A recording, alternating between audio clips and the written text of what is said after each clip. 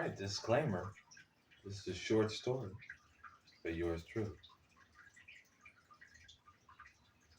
The Anon job. See, you apply through this online form. All you got to do is pass these notes. You get paid in Bitcoin. And nobody really cared what were in the notes or why the notes were being sent out in the first place. Till the accident started to happen, and it was obvious in hindsight. It was like every war criminal, corrupt official, or captain of industry couldn't hire security. The media called it anti-lobbying. The governments made it illegal. But in reality, it was too late.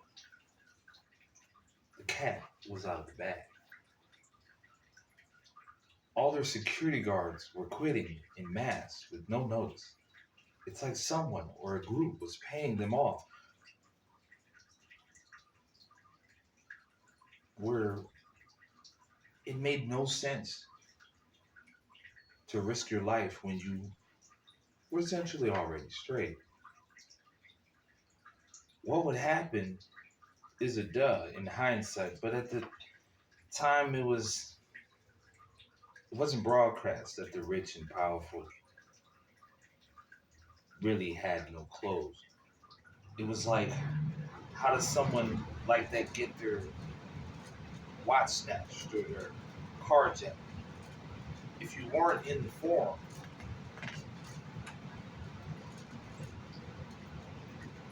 you didn't see that it was a marketplace. Jobs to bribe security, powerful people's watches and luxury items for sale. But in the end, you went left fast. You would get a card if you run your card into the house, and if you had a selfie, the car would be delivered. So people were eating Kias and Hondas for Benzes and BMWs. It's like capitalism had turned in on itself. The police didn't help because they didn't know when or where any of this would happen, and people doing it had no priors. These new criminals, from the perspective of the old guard, couldn't be stopped.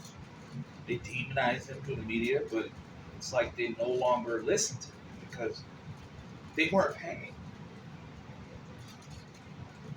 Then, like the anti-lobbyists, no one wanted their money.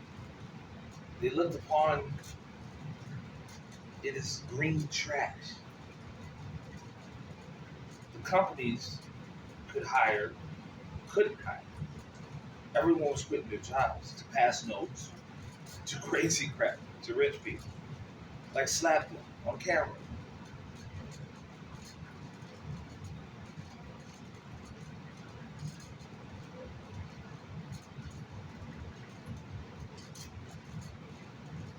Which worked out pretty well because you could be straight off passing one note per week or kick a rich person in the genitals for a month. They searched high and low but couldn't find the trolls playing on the internet. No one knew who they were, but everyone was a fan. In story time with Dorset.